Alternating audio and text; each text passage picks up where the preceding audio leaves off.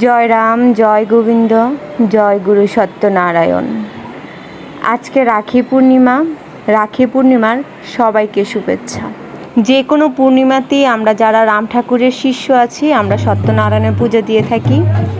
আজকেও সত্যনারায়ণ পূজা দিয়েছি, পাঁচালি পড়েছি, সবাই মিলে নাম কীর্তন করেছি। এখানে শুধু রিলস ভিডিও আপলোড করলাম।